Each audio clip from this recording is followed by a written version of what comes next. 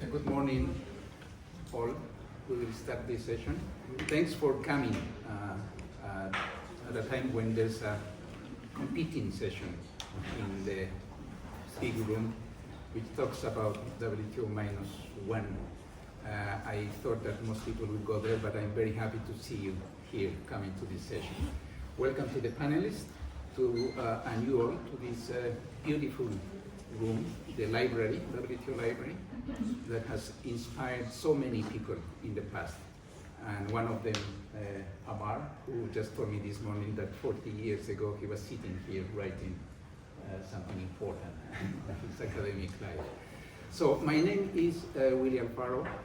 As you have seen in the flyer, I'm an independent consultant on international trade and trade policy. But before that, I was at the WTO secretariat for almost 35 years, and 10 of those years as director of the Trade Policy Review Division, which is probably why I was asked to moderate this session. Okay, so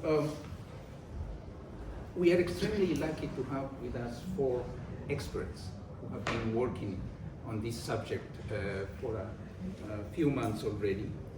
They represent different perspectives from academia and also bring in some views from the private sector.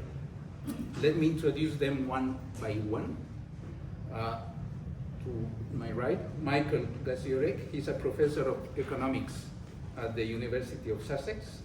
He's also the director of the Center for Inclusive Trade Policy and co-director of the UK Trade Policy Observatory.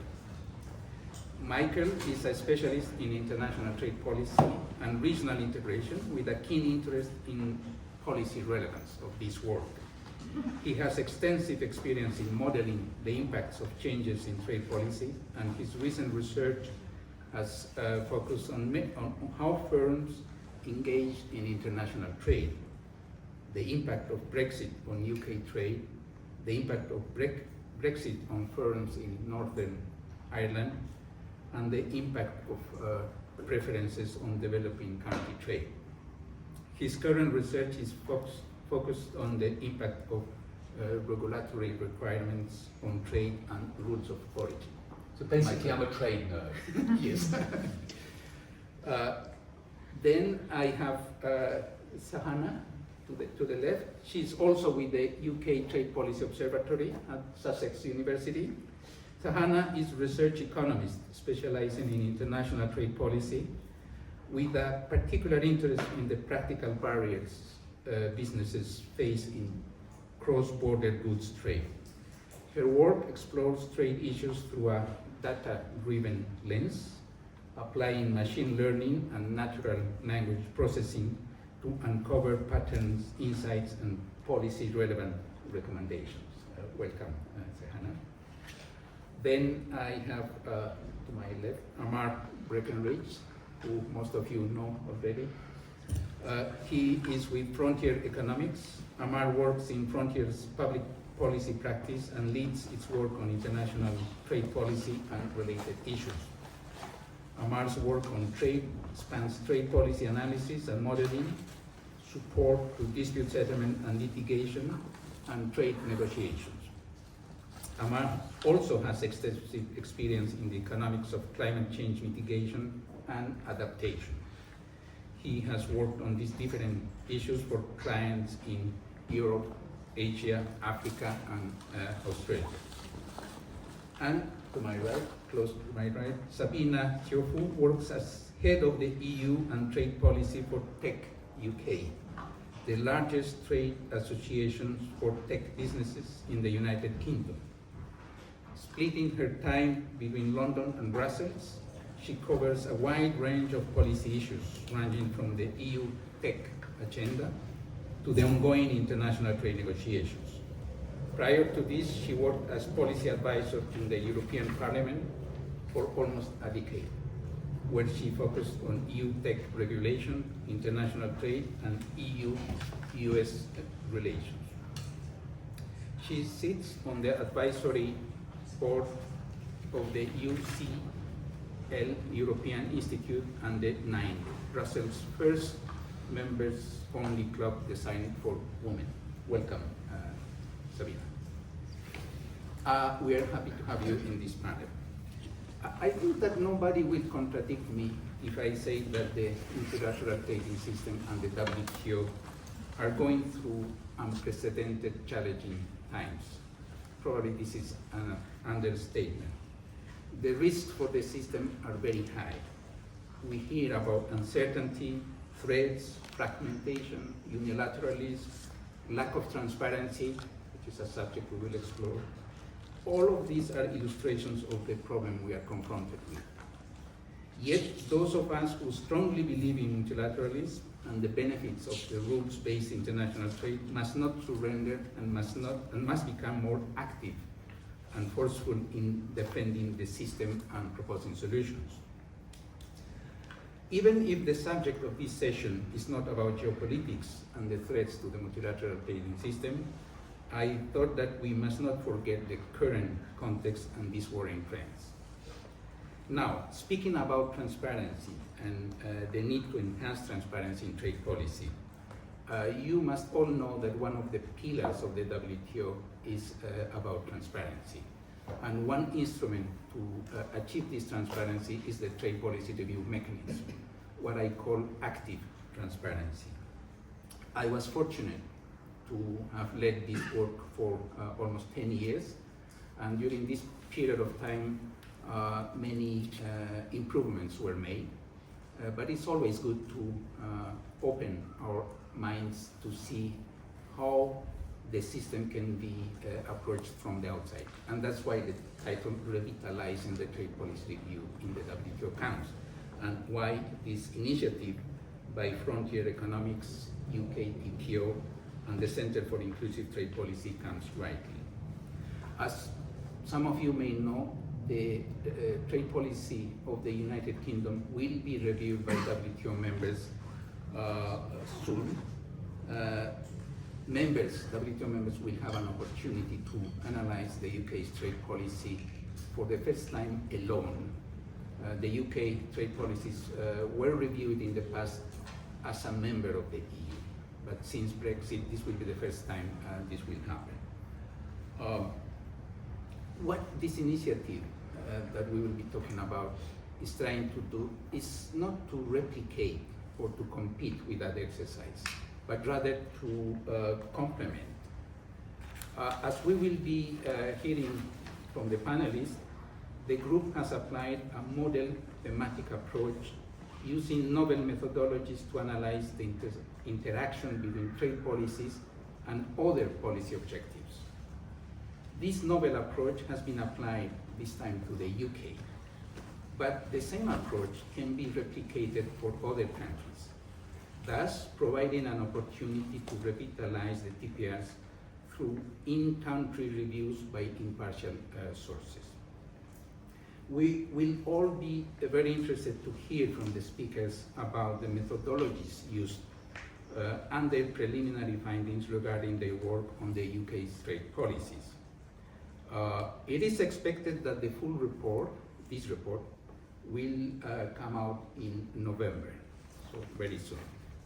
We have about 1 hour and 15 minutes, a bit less now that I have taken some time for our session. The time allocated to the speakers is around 5 to 7 minutes, so please stick to that, so that we will have time for the audience to ask questions and for interactions. So the first speaker will be Amar, so you have 5 to 7 minutes. Thank you, Willy. I was proposing not to use the microphone just because it's easier, so if you can't hear me, do raise your hand. But as we're in a slightly convivial setting, I thought I'd just communicate by natural means and override my instincts not to speak loudly in a live feed.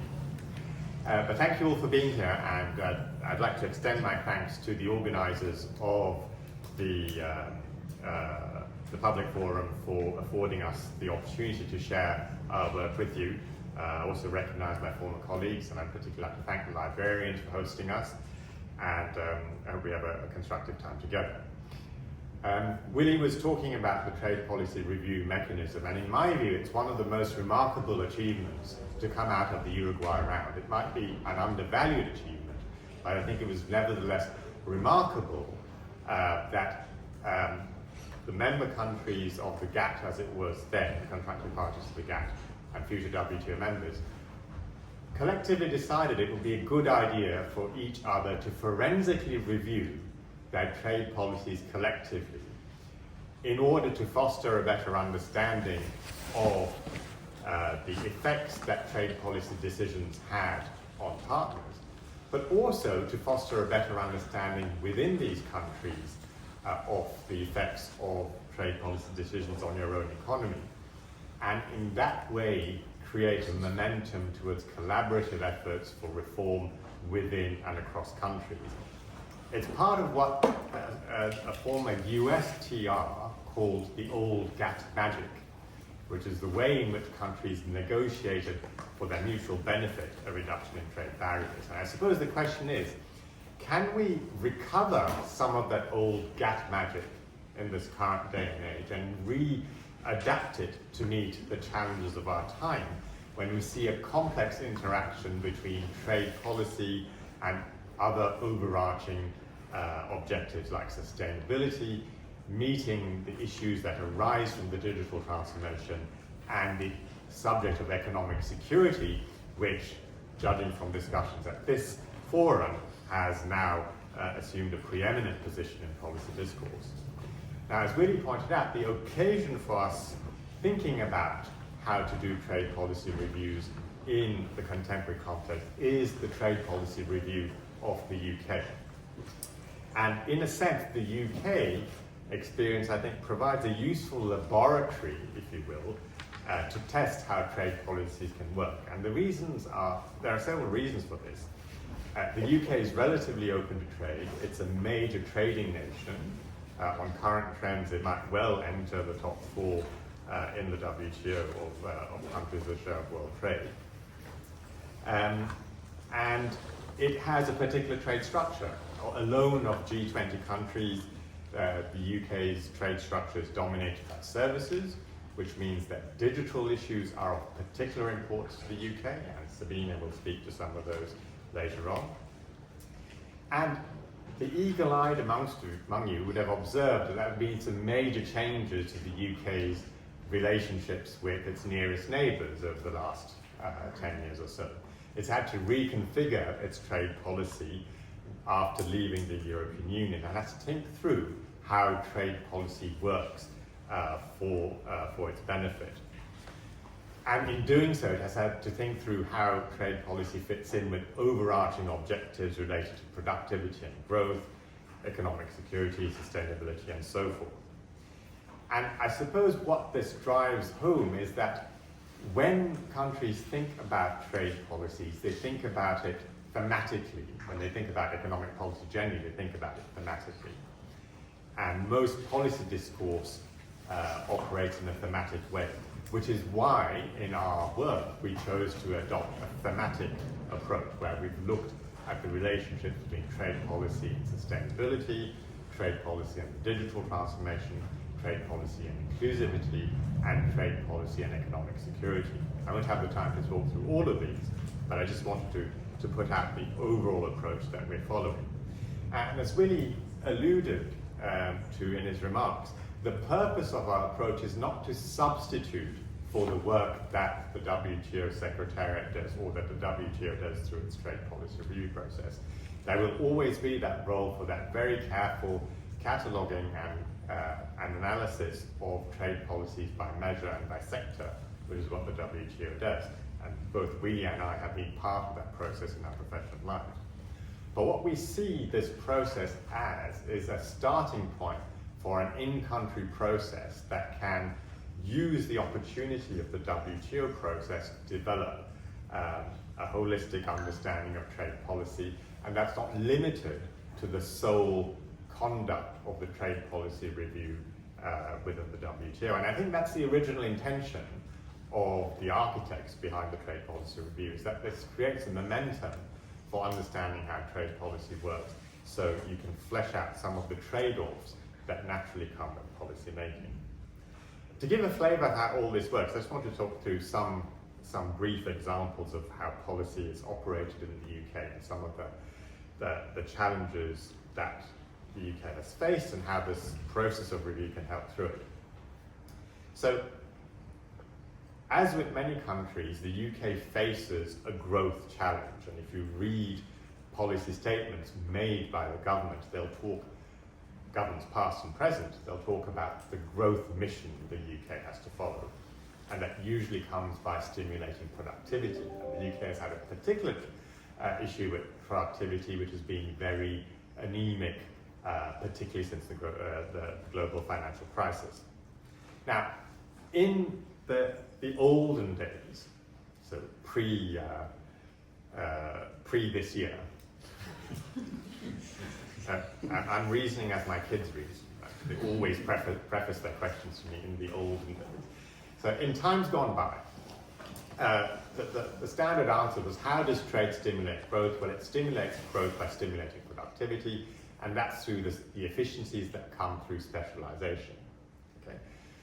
That's hard to achieve in and of itself, but what's been more challenging is that old story of specialization has run headfirst into other constraints, questions related to sustainability, which makes you worry about where and how goods are produced, and similarly for economic security, where there's a question of, well, are these interdependencies that have emerged through global value chains actually helping us, or are they leaving us exposed to external shocks and to actions by parties who may not have our best interests in heart?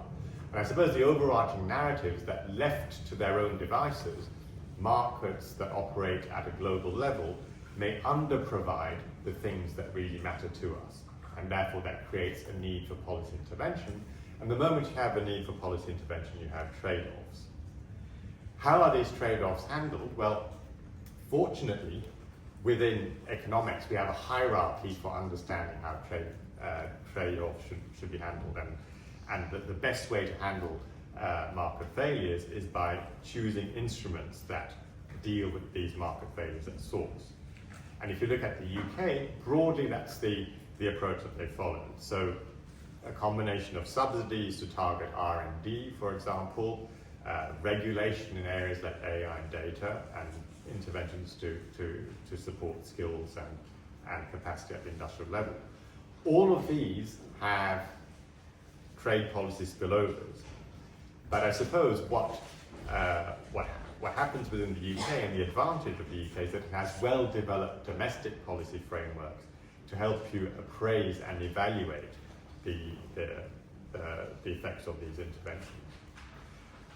Just one more minute. A bigger challenge for the UK is how to articulate its domestic trade policy settings within an international context. And thus far, in its negotiation of free trade agreements, the UK has followed essentially a pragmatic approach to policy, trying to strike agreements in a way that respects the red lines of its partners. So the UK acceded to the CPTPP. Its commitment with Australia went beyond, because Australia could stomach that. Its commitments with India were slightly less ambitious, because that reflected India's sensitivities, particularly in digital sectors. The big challenge for the UK is how it navigates that approach in a world where there's increasing conditionality placed by trade partners on market access. So the obvious example is the US's agreement with the UK that was struck recently, in which access to US markets is conditional on the UK's respecting of the US's perceptions of economic security. So in a more fragmented world, for a medium-sized economy like the UK, the question that has arisen is how it navigates a world that's more fragmented, and how it comes to a landing internally on the trade-offs that need to be made. I'll leave it there for the initial round of questions and hand over to my colleagues, but we can come back to some of these before. Thank you. I have to use the micro because my voice is not as strong as yours. A very good introduction, and I believe that we have started seeing complementarity with the TPR exercise done at the WTO and what you've done, although there may be some areas where some subjects are covered at the same time. But I forgot to recognize in the introduction the presence of a very strong team from the Trade Policy Review Division of the Secretariat, including the director, my friend Alex, who's there. So welcome and thanks for coming in here. I see that there's a good connection of issues that are covered anyway in the WTO Trade Policy Review, and some issues that you can complement, like security or the connection with other policy objectives, social objectives of the country. So I see that there's a great value. And what I was intrigued also seeing the work is this novel methodology. The TPR exercise in the Secretariat is based on intensive research, questions, answers, meetings with government officials. But in your case, I think it's different. And I believe that Hannah will cover those issues. So Hannah. I'm happy without the mic. Thank you, Willy. I wanted to start by expressing my pleasure in being a part of the public forum and having the opportunity to contribute to discussions on reinstating value that the TPR process holds and the way it enshrines Article 10 of the GATT system. So much of the academic literature in this subject recognizes the value that the WTO's TPR process holds in being an instrument to ensuring transparency and assessing states' behavior to the principles of the multilateral system. So most recommendations by academics in this sense have mostly come to improve the scope and the processes that contribute to the development of the TPR. And to achieve these incremental adjustments to the scope and the process, there is a need to extend the current methodology, and this would need to come in the form that not only approaches states' behavior under WTO principles, but also gives us an opportunity to evaluate how these commitments are understood and implemented at the national level. And our intention in doing this is to ensure that the methodology is developed in a clear and a replicable format to ensure that TPR reports move beyond just being narrative and descriptive and can serve as more robust instruments of assessment. Our intention behind developing this methodology is also to position this as a model for national analysis of trade policy and allowing countries to evaluate goals and objectives that are quite unique in their own context. And such an approach not only deepens our understanding of the multifaceted effects that trade policy has across the entire economy, but also encourage states to conduct their own independent and self-driven TPRs on an increased periodic format. So our development of the methodology comes from our understanding or recognition of the fact that trade policy does not operate in isolation. Its design and implementation are often shaped by and also shape the broader economic landscape. And because of its breadth, understanding of trade policy does not come from looking into just a single type of document or data set. One needs to refer to a broad variety of sources ranging from government documents, legislative texts, international agreements, and ministerial speeches made by government officials to investigate how these interactions work in real life. In the context of the UK, undertaking this exercise was particularly distinct. The challenges of Brexit, followed by the pandemic, restructured why trade policy is being made, how trade policy is being made, and more importantly, who is making trade policy. To contribute to our understanding of the structure and interaction, we employ a mixed method approach where we make use of some data science approaches, which I'll be talking about in a moment, along with some participatory formats to understand how different stakeholders perceive trade policy conception. Government strategy documents, in the first sense, allow us to identify the stated and revealed goals, the narrower objectives, and the priorities of the government regarding trade policy. But the challenge remains in the fact that these documents are often ad hoc in their structure and identification of these goals, objectives, and priorities is overshadowed by politically targeted language.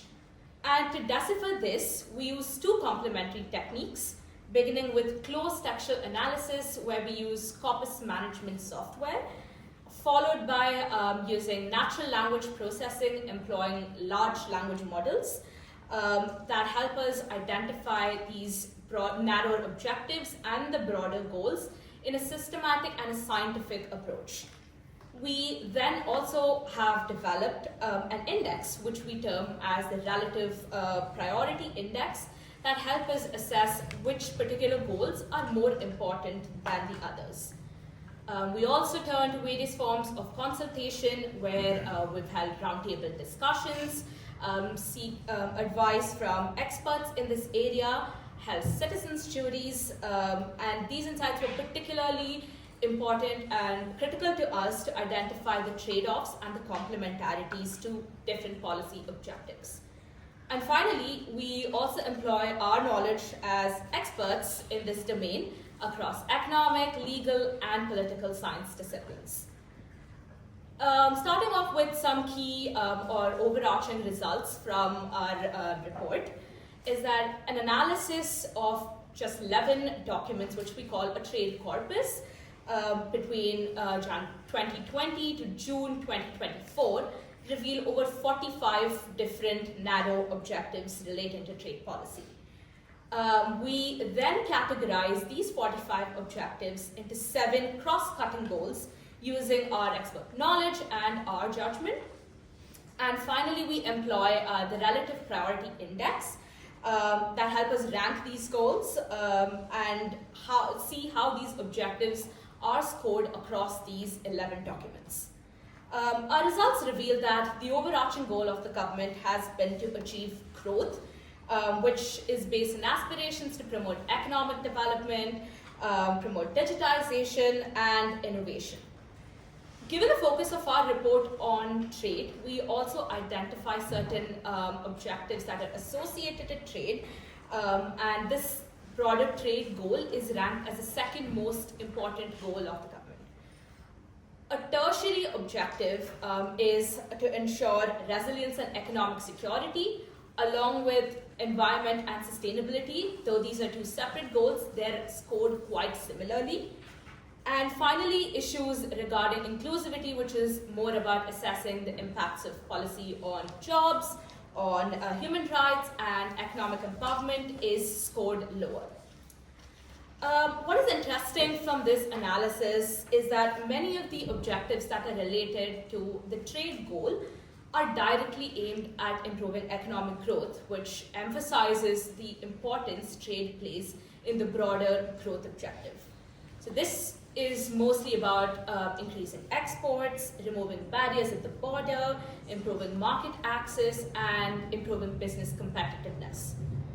We also take stock of the sectors that each of these policy documents target, and there's quite a wide spread of sectors that they looked at, with the most frequent being critical minerals, which appears in about 8 documents out of 11. And this is followed by a loosely termed digital sector and automotive sector. The fact that services has been, again, defined very loosely in these documents allows it to be ranked a little lower in the order, followed by creative industries and professional business services and financial services that come later in the order. So taken together, these findings provide a foundation for understanding why certain objectives are dominating over the others and where the trade-offs might arise. They also lay the foundation for the substantive thematic chapters, namely economic security, trade and digital transformation, sustainability, and finally inclusiveness. Adopting this thematic lens allows us to assess and understand the trade-offs, knowing without which policies risk being incoherent and inconsistent and producing unintended consequences. And this structured insight into trade policy analysis allows it to be used as an evidence-based tool and move from being just a descriptive exercise. And ultimately, the goal of trade policy is about how trade can help us achieve domestic policy objectives while meeting international commitments. And the encouragement or the objective of this report that we're intending to publish is to inspire countries to conduct their own assessment of their policy objectives and goals. Thank you. Thank you very much. And I'm pretty sure that the audience will have questions about this interesting methodology of natural language analysis and the way you establish what you call the trade corpus to do the indexes and so on. Very, very interesting. Now I turn to Michael for your presentation, please. I will try and be brief. My two colleagues, Amar and Sahana, have covered a lot of ground. I'll repeat a little bit of some of what they said and just make a few other points, but I'll try and be relatively brief because I'm really interested in opening this up to discussion and hearing feedback and so on. I think context is really important for trade policy. Sahana just talked about the purpose of trade policies to support domestic policy objectives, and I think that's spot on, that's absolutely right. Trade policy is about domestic policy and how we support that domestic policy. The context in the world currently, as Amar pointed out, is very, very challenging with geopolitics, climate change, technology change, legitimacy, public approaches to globalization. All this is very challenging for policy and in particular trade policy. The domestic context for the UK is challenging. We have low productivity growth, in particular since the financial crisis, and lower than many other advanced industrialized countries. We appear to have comparatively few firms actually engaging in trade. There are about 2.5 million firms in the UK. Of those, circa 300,000 actually directly engage in trade. That's not very high, and that's something that worries the government, for example. They would like more firms to trade. We have at least 6.5, 7 million jobs directly implicated in trade. In other words, the firms that trade account for roughly between 6.5 and 7 million jobs. What we see over the last few years, for example, is that to the extent that there has been employment growth in the UK, the data suggests that that's been primarily in non-exporting firms than exporting firms. Those are big challenges for the UK government to address. So the government has a lot of domestic trade policy challenges. The final one I will point out is the role of services trade. Amar talked about that UK is very much a services-based economy, which it is. Between 70 and 80% of gross value added in the UK is services, and about 50% of our exports are in services, which is considerably higher than most other comparable countries and so on. But what is often not talked about or understood so much is the very, very close integration of goods and services trade. It's not that there are some firms that do goods trade, some firms that do services trade. Actually, these things are very closely integrated. So the terms that I described myself as a trade nerd earlier, so let me at least give you two trade nerdy terms, are servicification and servitization. So this is about the extent to which firms that sell goods also supply services, and in the data we see that that is growing over time, and the extent to which firms that produce goods import services to help them produce those goods. So it's the integration of services, and both these things are on the rise. So any trade policy for the UK, but increasing other countries, has to think about that integration of services and goods, and how policies with regard to services may impact on your goods exports and vice versa. These things are included. So the challenge in making trade policy is to think about what your domestic policy objectives are.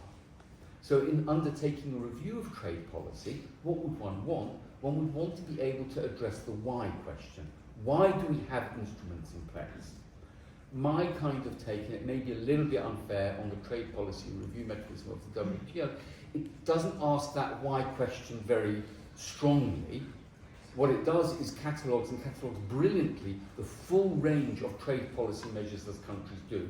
And that's an incredibly important and valuable job, but it's less focused on the why question, on the coherence question, on the priorities question. Why do we choose this policy over that policy? which policies are more important to us, and so on. So in a sense, that's what we are trying to do with our approach to reviewing a country's trade policy. And as was said earlier, the aim isn't just to do a review of UK trade policy. Of course it is that, okay? I'm not just a trade policy geek, I'm a bit of a UK trade policy geek, okay? So I'm interested in the UK context, but we're trying to develop a methodology that we think actually could be really useful for other countries, other contexts and so on, and something that is replicable. So one of the things that we feel is quite important, that these sorts of complementary approaches to the WTO approach, and we really do see this as complementary and not competing, is that it's something that should be done regularly, because then it gives us a means to evaluate ex post what has happened and what perhaps has not happened or not been achieved. So if you are interested in the why question, it becomes natural to think about things thematically, which is why we've got these chapters, as you've already heard, on economic security, on digital, on sustainability, on inclusiveness, because those are the domains, the ways in which policymakers think about policy, to some extent. Okay? That therefore means that we're also interested not just in trade policy instruments, clearly we are interested in trade policy instruments, but also in other domestic policy initiatives, but which may have a material impact on trade. So we need to think beyond simply trade policy.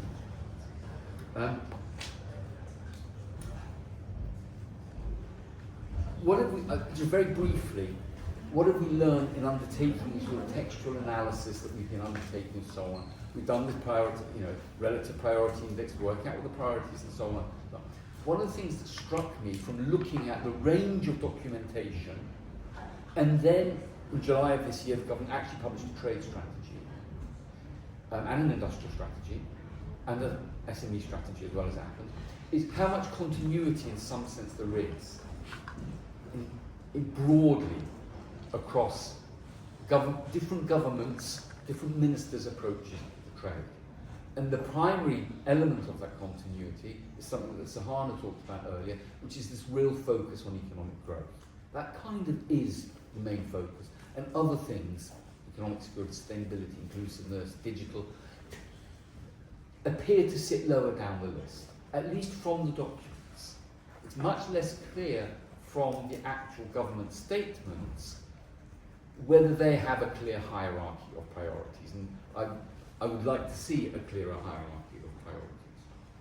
Having said that there is continuity, there also is some changes of focus. So in the trade strategy that came out in July, I think there was more focus on support for businesses to export than there was before. There was more recognition of the role of services, although there were actually comparatively few policy initiatives with regard to services. There was more recognition of the role of imports as well. Few government documents. Look at most countries' documents on trade strategies. They all talk about the gains from exporting. Hang on a sec, guys.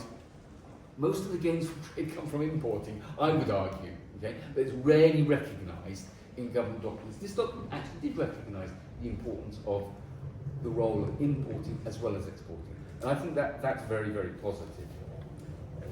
What we also saw in the trade strategy, and we see in subsequent statements, and arguably in the agreement with the US, although any lawyer in this room will immediately say this is not an agreement, okay? Which it's not, okay? Let me loosely call it a deal, okay, with the US, is an apparent willingness, I think, by the UK government to forego the rules of the WTO, essentially, in striking deals with countries.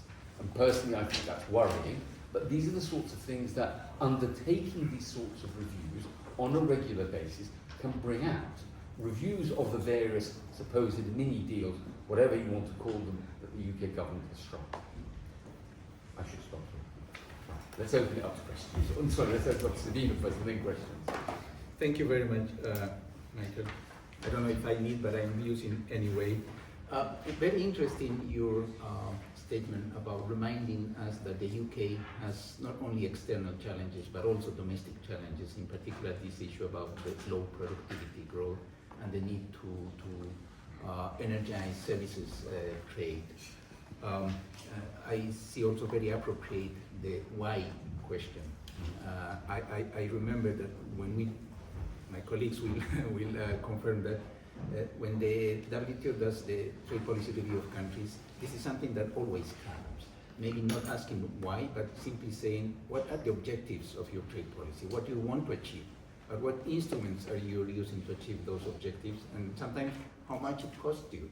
Do you have alternatives to achieve the same objectives using other instruments? Finally, not only lawyers will question what you say, the US, UK, and I can say it because I have freedom. I don't consider an agreement, at least the way we used to see agreements. Maybe you can call it deal, but not an agreement. Well, I'll not continue with that. Sabine. Fascinating conversation. It's always great to be on panels with people who are deep into the trade nerdiness. So I represent an organization that has about 1,200 companies in the membership. Everything from the largest technology players you can think of in Asia, Europe, the US, to a long tail of about 700 UK SMEs in tech. And tech in the broadest possible definition of tech, although even the manufacturers of technology don't really manufacture in the UK. So it's broadly understood as services and software. So most of the time when I come to WTO, I engage in conversations around the e-commerce, as you'd expect, and the moratorium, as you'd expect. So this is fascinating, having to, when Amar asked me to join the panel, having to think about an area that we don't normally kind of engage with and what it kind of means for the tech companies. In terms of do companies in the UK trade, I think we have we don't really have good data on that because a lot of my members trade and they don't know they trade. So, I used to have this conversation over a number of years with smaller companies. You go like, the whole trade agenda doesn't interest me. And I'm like, is data going abroad? Oh yeah, we have a data center in another country, and are you sending people abroad? It's like, oh, we have to service our contract, so we do send our cyber engineers and whatever to these different countries to service the contract. Like, you're not only trading, but you're trading in the complicated stuff. So I think we do have missing data because of the nature of the economy, because of the nature of our SMEs. We can quantify how many candles cross a border or whatever we produce. It's a lot more difficult to quantify, data flows or who trades with whom based on kind of the digital trade space. And I think that complicates, therefore, the whole conversation around support for exporting SMEs. Because, it's a lot easier to kind of look at barriers to goods, to trading goods, than to kind of figure out what software SME needs from the government or from a government to be able to export to foreign markets. And it's oftentimes like my conversations across the SME community in the tech space are always about, sure, we are watching the trade news, we're looking at the whole tariff saga, the trade wars, those are not great. But fundamentally, my biggest problem is the rules and regulations behind the border. There's like, every time I go to a new market, there's like, and especially in tech, there's like a million laws and regulations that are, or guidelines or principles, whatever you want to call them, that are obviously for jurisdictional independence are slightly different. Even among allies, even among countries that think broadly the same way about trade policy, you will still have very different laws in tech, which make trading in this space just very costly and difficult and very confusing in terms of compliance, which is probably more than the actual. It's more the cost in time figuring out how to comply with all this stuff than anything else. So, having to kind of put a bit of thought into the whole TPR process, I was thinking not that I would expect my members to know much about, FTAs or the WTO, or because that's, it's far. And with we actually had this conversation recently with a bunch of members after the UK-Japan, the new trade agreement. So we had a rollover agreement from the EU, and then we did another one where we basically added a bit of digital trade in there. So it's very much the EU one plus a digital trade chapter. And I suddenly see some of my members in, especially artificial intelligence, financial technology, some of those areas who are trading with Japan. So I literally did one-on-one calls with them. I'm like, okay, run me through why? Why now? And the answers would be absolutely zero connection to the FTA or trade policy in general, but would be things like, oh, I have access to open government data, or I can train my algorithm on that data without actually having to show up in Japan. And I'm like, that's literally the digital trade chapter, but there is absolutely zero connection made. And that, you know, to me, there's no problem. I want them to trade. I don't care why they trade. But it is a problem for governments, right?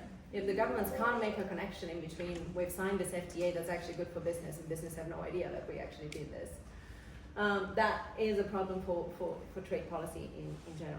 On TPRs, I think, you know, there is an element there around transparency. You know, if we kind of know what's happening, probably better than not knowing what's happening.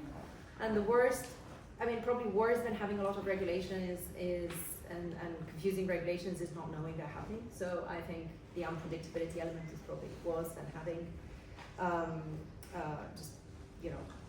fragmentation. So knowing about them, I think that's a good element. I'm not sure. I would love to know who reads the TPRs, because I would be really curious if there's any industry body that actually does an analysis of this stuff, because this would be, I would assume, pretty useful for business. I can also see a bit of peer pressure there, you know, like for the countries that have, you know, particularly best practice. You know, is there anything that you can kind of learn from each other? I wouldn't think we can actually deal with the fragmentation. It's there, it's growing, it's getting more complicated. But I think there is an element of maybe managing fragmentation, and again that links to the transparency. You can prepare for the differences if you know what the differences are in a way. And then I think there's obviously a practical element. You know, if you're a business and you kind of are aware of the fragmentation, the cost, the increasing compliance costs and all of that, given the multitude of regulations, it's probably better than not knowing. But, you know, I'd be really curious is like who actually reads the TPR. So if anyone who's working on this can tell me, you know, probably that would be me now, but would be really good to know. Thank you. Thank you very much, Sabina. Very interesting to hear at the beginning when you said that there are a lot of companies doing trade without knowing that they do trade. As you said later on, I was about to ask you, is it good or is it bad that they don't know? If they are trading, let them trade. Why to start regulating or whatever? But then you said that the government needs to know, if only to say that whatever deal or agreement they've done in the area of technology, they know. Regarding your comments about the trade policy reviews that are good for transparency, TPRs, either the WTO or what this initiative is doing, you mentioned as benefits transparency, which is good, peer pressure as well. Something that you forgot probably is ensuring policy coherence, because both exercises cover different angles, and one way of having all this information together helps identify if they are coherent or not, so they can move ahead. So we've been very good in timekeeping. If any of the panelists would like to add something before I open the floor? No? Okay, so questions? I'll start with the gentleman then Hector. Thank you. R.S. Amar, Bloomsbury Institute, London, on the Commonwealth Working Group on Trade and Investment. Earlier this year in February, trade officials from 56 countries had a briefing from the Commonwealth Secretariat, and 3 of those 20 slides talked about history. So my question to you is, when you look at trade policy, you review trade policy, do you not think there's an added urgency now to look at historical context and what we learn from history? I'm thinking of the 2 moments really.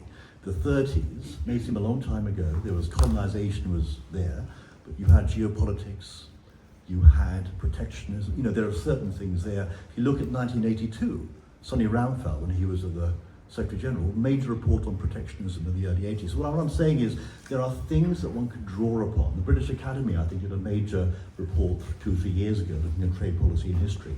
Do you not think it's time that as people that look at policy and trade, we should be a bit more alert and attuned to drawing out some of those lessons from history? I know that technology we didn't have in the same way then, but I think applied history, isn't this the moment for applied history to come to the fore, because the existing constructs don't necessarily suit us? I'm interested in your responses. Thank you. Thank you. Thank you very much. So I guess your question is drawing lessons from history. I don't know if that belongs to... Take a few questions. Yeah. Hector, please.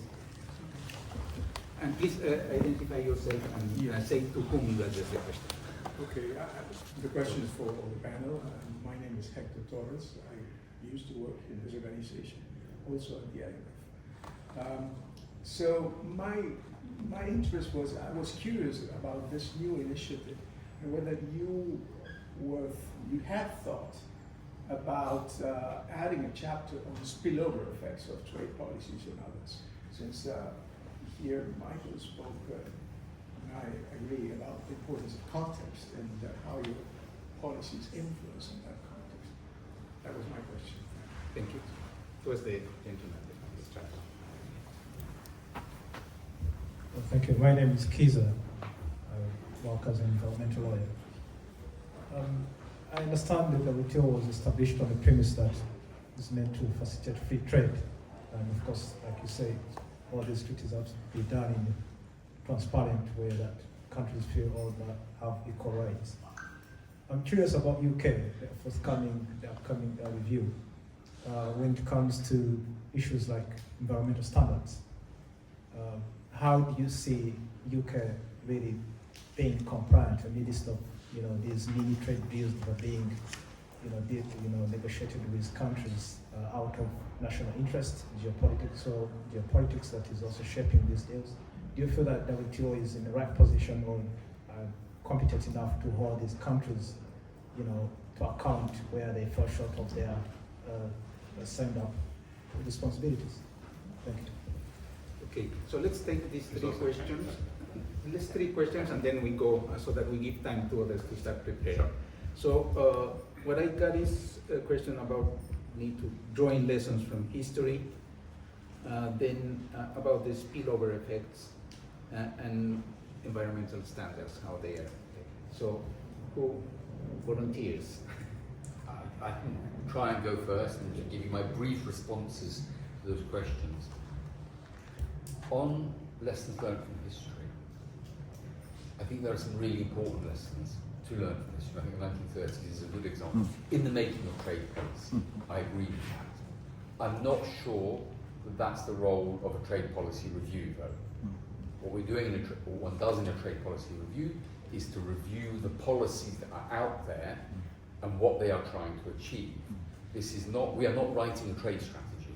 We are not writing, nor is the WTO writing what the trade policy should be, what lessons you should learn from history. But I very much agree that one should take lessons. On the spillover effects, it's an interesting question, but I guess I'm going to just flip it straight back and say, well, what spillover effects do you have in mind that you think that chapter should or not cover, as it were? So I'm not quite sure what you have in mind here. Certainly in the work that we're doing, I'm not sure this is directly addressing the spillover question, right? But as I said earlier, we are looking both directly at trade policy instruments, but also at other policies that governments are doing that may spill over and have domestic policies that may spill over onto trade. We don't have a separate chapter on this, but in our thematic chapters, we are taking that into account. On environmental sustainability, if I understood the question correctly, I think I've got two parts to that answer, two parts to my answer. The first part is, I think that the UK is perfectly,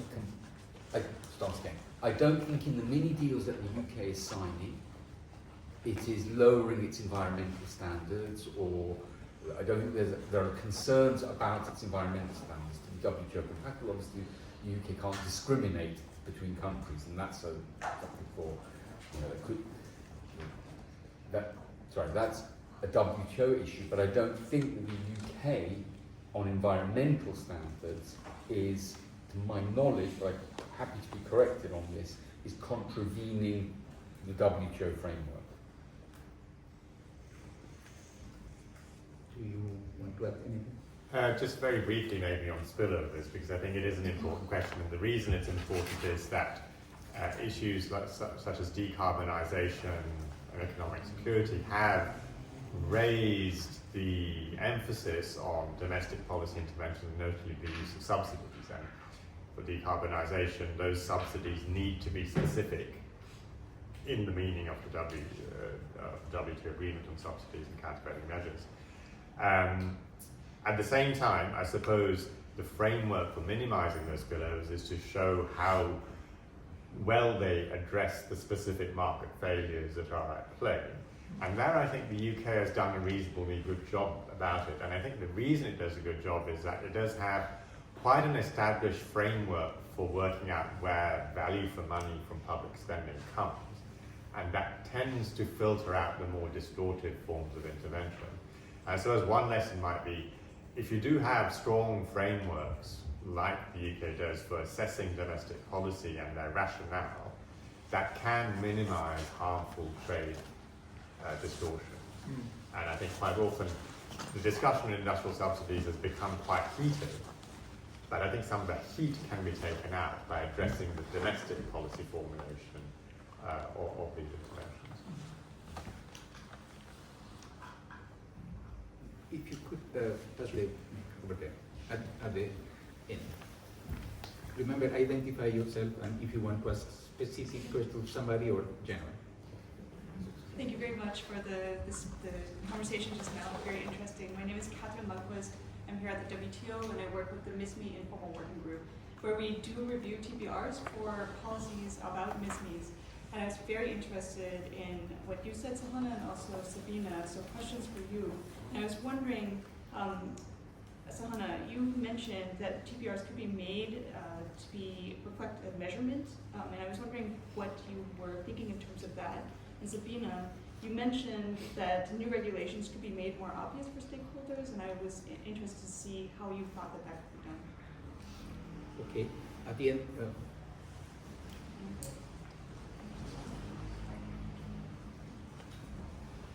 Good morning. William Bain, Head of Trade Policy at British Chambers of Commerce. We represent 50,000 SME trading companies in the United Kingdom, 42% of which are exporters. A comment and a question. The UK would still see itself as on the liberalising wing in terms of trade policy and the effects internationally. If you look at what it has done in its agreement recently with India in terms of tariffs, the commitments that it has taken in terms of CPTPP, the general approach still in its MFN tariffs and trade remedies, it would still see itself as amongst the doves when it comes to liberalising effect, and the same on TPT as well. In terms of the question, to what extent will this review look at those policies that have been applied over the last 5 years, where there was more of an emphasis on free trade agreements being sought at the expense of other trade policy instruments, but also the new approach that has been set out both in the industrial strategy and also the trade strategy, where a much broader suite of trade policy instruments are going to be used. And will it evaluate things like the UK CBAM, due to be introduced in January 2027, which I know some members here will think of as a trade barrier, the UK government sees as a fiscal measure, and also the potential widening of economic partnership agreements from the UK to include services, which may be particularly welcomed in the developing world. Thank you. Could you help us, please? Third question. I'm happy to see without the mic, but hi everyone, my name's Philip Brown. I work for the Foreign Office in the UK, so I'm very interested in this discussion. I'm currently working in the British Embassy in Rome, but for 5 years I was also a delegate here, a UK delegate to the WTO between 2014 and 2019. Something interesting happened in the middle. I was interested, I think, my question is more for Michael and Sabina, which is, I think, Michael, you mentioned that there are relatively few firms in the UK who are engaging in exporting, and Sabina, you said a lot of your members are kind of engaging in export without necessarily realising it. I guess, how important is it for the UK that we increase the number of companies that are exporting and engaging in that, and what are we missing? What is the government not doing to try and make that happen? I'm also just kind of conscious because at a sort of a macroeconomic level, I guess, and when we look at growth, I mean, one of the things that is a major challenge, I guess, is the fact that we do have a very large trade deficit. I think with the rest of the world, we have a current account deficit. And if we, if we're talking about sort of increasing and getting more economic growth, then really boosting exports needs to be a big part of that. So what do you think is the biggest problem, challenge that we need to overcome that? Thank you. Okay, thank you. So we stop there and then come back to other questions. What I see is there was a couple of questions about SMEs and also a question to Hannah. And a very interesting question at the back about if the report will cover policies applied over the past 5 years and CBAM. I'm pretty sure that the WTO Secretariat's report will cover that, but my colleagues will not be able to say anything because the review has not yet taken place. So after that, I'm pretty sure that this will come out clearly. So if you want to... Okay, let me deal with the last question, kind of directly. It's a really good question, by the way. Imagine that as a country you want to increase exports. There's a real question to ask, do you want to increase exports by those firms that already export, what we call the intensive margin? Okay? Do you really care that there's only 300,000 firms exporting, as it were, or do you want, so do you want to have the existing firms export more? Where are the biggest gains to be had, or do you want new firms to enter markets and export more? Okay? The sad truth is that we don't really know, that we don't have the evidence base for this. The government doesn't have the evidence base for this, and part of what, not that we're uncovering, but we will be talking about, is there is a need for a much better evidence base for trying to make those sorts of decisions. What we do know is that many firms perceive or actually do have barriers to trading and exporting which range enormously. It might be simply lack of information.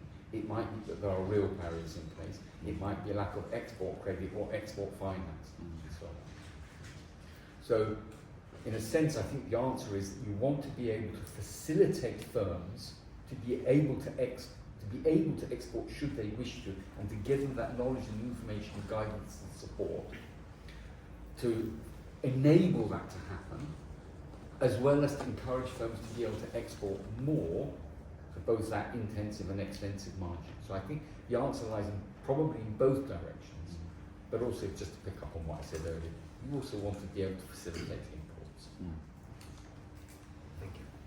I can definitely pick up on that and probably link it up to the question from the WTO Secretariat as well. So look, famously difficult to kind of translate trade policy benefits, regulations, all of that into some kind of something that actually companies use. We all have the SME websites every time we do an FTA that nobody reads. We all have that information is out there. It's just, I think probably the best way to kind of reach companies is through the UK government has them. I'm sure cutting them at the moment, but hopefully not too much. As a lot of other countries do, is to kind of use the local embassies. We've seen kind of varying levels of engagement with the industry, but we've seen some really good examples there where you would have companies that would say, the only reason I'm in that market is because of John in whatever embassy, you know. So there are some really good, you know. My feeling is, however, they're really passionate individuals as opposed to a structural process. Because what we've seen, and we're doing a piece of work right now that will come up later, probably early next year, talking to our SMEs about their international journey. You know, we had to kind of scrap all the trade policy questions in there and kind of talk to them literally about where you are, whether that's expansion or trade, you know, at this point just trying to get a picture of the markets, the trade, the support, any connection to government anywhere in that process. You know, whether that's the government back in London, whether it's somewhere with the embassy, to try to get a picture of that. My feeling, based on the conversations we've had so far, is that we are seeing some really impressive stories and some otherwise pretty, you know, I've never seen the government, never talked to the government, or I've sent an email and nobody replied. So it's interesting because the success stories exist. So can I just briefly come in on to add to that? There's some really interesting academic empirical work looking at the role of diplomatic missions on promoting trade. Yeah, so I think you know, that piece of research will actually be directed as policy recommendations to the government. And I think, you know, what we're seeing some of that now, which for instance, one of the biggest tech exports of the UK is actually cyber. So we are really good at cybersecurity, we export a lot of cyber. We used to have, up until I think last week, a whole network of cyber attachés around the world. Those have been absolutely essential to the success of this industry. I think they're all out of the job. So I think we've kind of decided to cut that job, and I think that's not strategic. It doesn't really kind of look at, you know, what do these people do and where do we need them and what we need. So yeah, so we'll try to provide some of that input into government probably early next year from all of us conversations. I'm happy to take your question on measurement. So in allowing to transform art analysis, we're really attempting to turn qualitative information into a quantitative index, which really allows us to weigh why certain objectives rank above the others. And the intention with this being is that this also helps us identify which particular stakeholders seem to be directly impacted by this. Like Sabina mentioned earlier, businesses don't even know if they're engaging in activities termed in trade. So assessing this thematically, allowing to convert it into this approach, really helps us identify where those interaction effects are and underscore the importance of what the issues are and what kind of people stand to be impacted by them. Thank you. Good morning, everyone. Richard Rumbelow from Make UK. We are the manufacturing representative voice for UK industry. Thank you so much for all your comments so far about the role of UK trade policy. An observation before a question, if I may. My observation would be that some of the reasons for the relatively low number of exporting or trading firms is that there is still an application, a mental application, that exporting is often done by accident rather than being a strategic issue as part of your organisation. I go to a trade fair, I pick up 6 business cards, I'll get in contact with someone, oh good, I've got an order as a result of going to a trade fair. It is not often a strategic priority. It happens by accident and you fulfil that activity as a result of it. And I also think a little bit, despite all the good work of government to try and boost the role and support given to businesses in terms of exporting, there is still, to a certain extent, some competencies which businesses generally don't have, and particularly for SMEs and SMEs who do not necessarily have the full bandwidth to be able to do all the technical or the skills requirements of what exporting is about, and particularly the competencies. The question, though, is also, my focus is also would be on UK government. Trade policy shouldn't be seen on its own.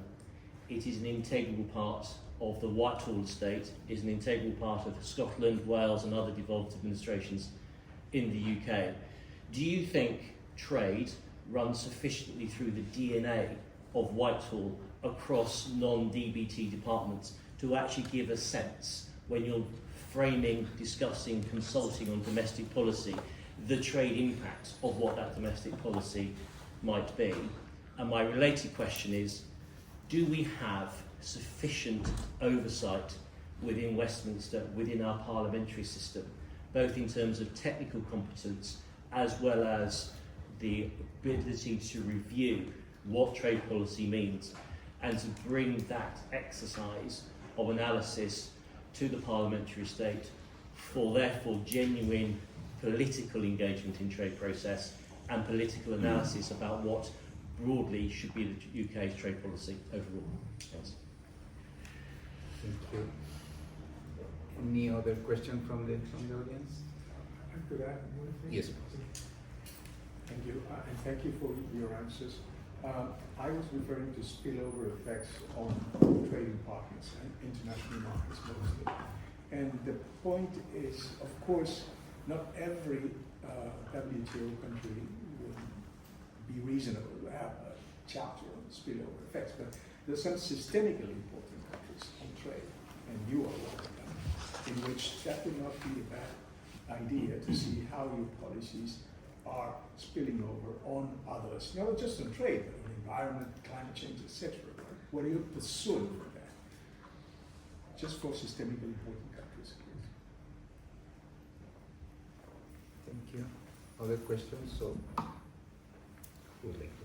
Yeah, sure. I'll say a few words. I think there are a few questions from the Chambers of Commerce as well, which I didn't think we quite responded to as well. I think there was a question as to whether we'll review trade policies over a period of time and their evolution. So, to some extent, the UK got its trade policy back to front after the Brexit. It sort of rushed out to conclude a lot of free trade agreements, partly as a bit of a beauty parade thing, and then kind of tried to work out, well, what does it all mean? And I think we're now at that stage where there is a certain degree of rationality that's being brought around what does it all mean. I think you're right in saying that the industrial and trade strategies both canvass a wider range of instruments in relation to trade policy. But as Michael pointed out, I think some of the themes, there's a certain continuity in the underlying themes. So I think one important question has been, well, two important questions. First of all, how do we translate the UK's really excellent knowledge base into more concrete commercial results? And there's always been this sort of valley of death phenomenon where sort of good R&D sort of peters out on its way to the market. And secondly, and probably relatedly, how do we get more people to engage in, more business to engage in trade? And I think the overall narrative is around that. It's more complicated now that you have to take into account a very volatile international environment and impacts related to economic security. Your question about CBAM, I guess, touches your question about spillovers. The CBAM, you're right, is being classified as a fiscal measure in the same way as the tariff could be considered a fiscal measure as well. It is a form of, it's an odd form of tariff, and that's something that we've looked at, and it's something that a lot of economists like ourselves spend a lot of time analysing. And you're right, that is the prime example of a policy that is new on the block and is a very strange animal and deserves close scrutiny, and is a very good example of a, if you like, a domestic spillover, an international spillover of a domestic policy measure. I'll leave it at that and let others answer them. But also, just to follow up on William's question about that, we will be discussing CBAM in the review. You asked whether we would be evaluating the new trade policy instruments. I'm not sure quite what you meant by the new trade policy instruments. I wonder if you're referring to bilateral agreements with other countries that the UK may sign up to. We will certainly be discussing those. We're not evaluating the impact of policies in our trade policy. We were trying to discuss what the policies are with some discussion of coherence and what the objectives and priorities are, as opposed to saying, you introduced this policy, this was the consequence. On international spillovers, I think it's a really interesting thing to do. No, is the answer. We're not having a separate chapter on this, and we probably won't be discussing this extensively. There are circumstances, CBAM as a group one, where really is much more obvious, and it's hard not to mention those issues. But it's not as if we're explicitly thinking about what is the impact of UK policy across a range of dimensions on third countries. It would be lovely to be able to do that. We only have so limited resources. On Richard's, I think, 3 points, comments and 2 questions, I think. One, response to the comment about firms trading accidentally or whatever, and also data on this, and this also picks up with what Sabina was saying. Who trades? Who exports? Even just goods. Let's not even talk about services. Who does the trading? Turns out, if you look at the statistics, and this may be surprising to some people, about 40% of UK exports is not done by the producers. It's done by distributors. Now, the firm that produced the good that is being exported, do they even know that they are exporting? Potentially. And how does the government know who is actually exporting or not? So this goes back to the question of data and so on. But a high share of UK trade in goods is done by both firms that classify themselves as services firms and distributors. And in the making of trade policy, we need to understand that. Because, for example, when you negotiate rules of origin in a free trade agreement, that may impact very differently on the distributor to a producer, hypothetically. Right? On the DNA in government on trade, I can't answer that question. I'm not in government, I don't know. Everything that I hear is that it is difficult to get coherence in trade policy across government departments. So I suspect it's not in the DNA. I think it's quite, it depends is the answer.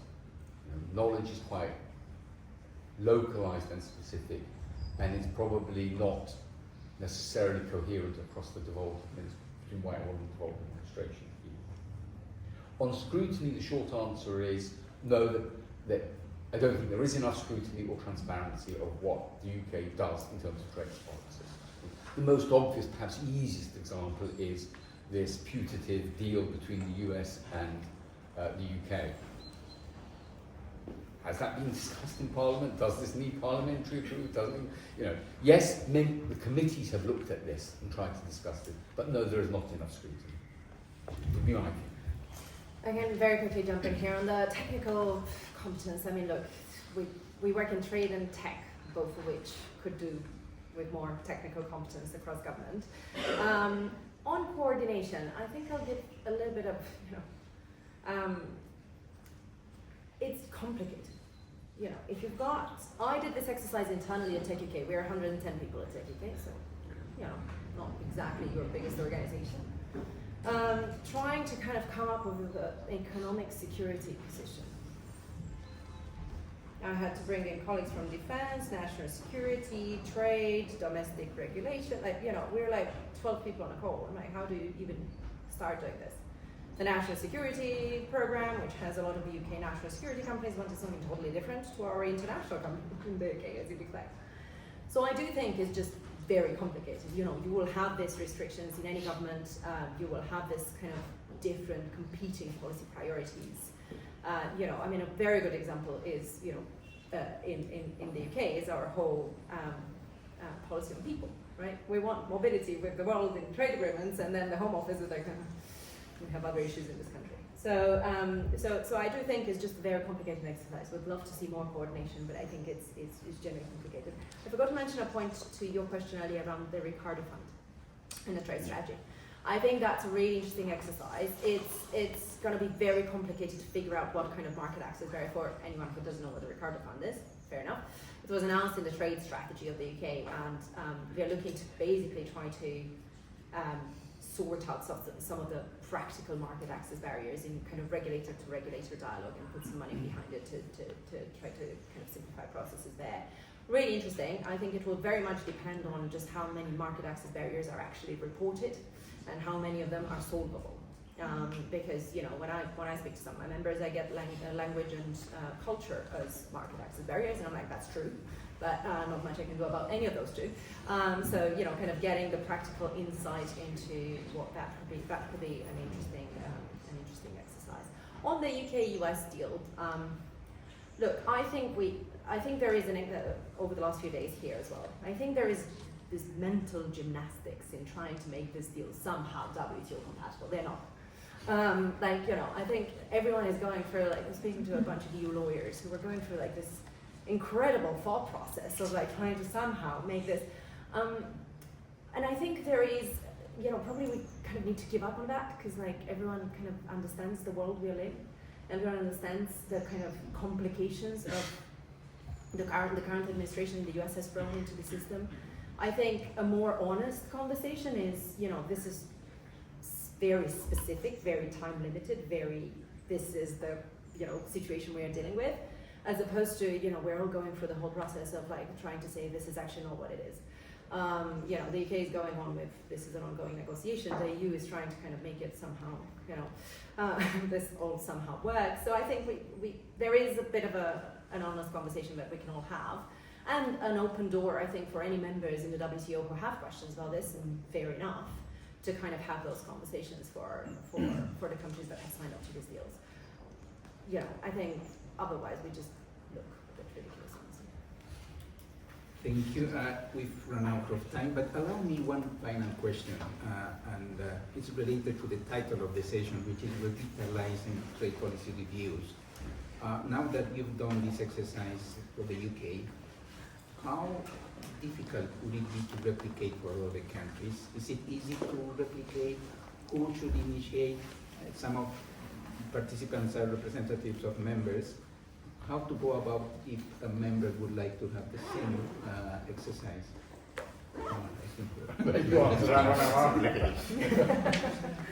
I guess it depends on the country as well, but I don't think there's any mystery here to what we're doing. Yeah. And I think with reasonable support it can be done. I think the obvious question is, how would it work in countries that are at a lower stage of development? And perhaps the way to do that is through a regional process as opposed to a country-specific process, which would allow the pooling of resources. You think of the East African community, for example, it could be done at that level. So our hope is that in what we're doing at, you know, relatively limited resources is something that can be replicable in the future. I support what Amar said, but Sahana. To add to that, most of the methodological approaches that we've employed are quite scalable, and we will talk more about it in detail in our report. So it is something that is quite flexible. Most of the approaches that we've used are open source, participatory, and allows contextual information and evidences to be fed into our report, which enhances the robustness of these documents. Thank you. So, sorry, can I say one more thing? Sorry. We did try, sorry, everybody tries this nowadays, to ask just a bog standard LLM, ChatGPT, to what it would come up with if you asked it to do a review of UK trade policy. It didn't do very well. So you do need some expertise. It's not just about getting an LLM to do something. So the extent to which it's replicable, yes it is, but it does require some knowledge and expertise. thank you. So thanks for being until now here. I would strongly recommend for those of you who would like to know everything about UK trade policy to read the WTO Secretariat report and this report. Both of them will provide you all information we want to know. Let's finish this with a round of applause for the panelists. Thank you.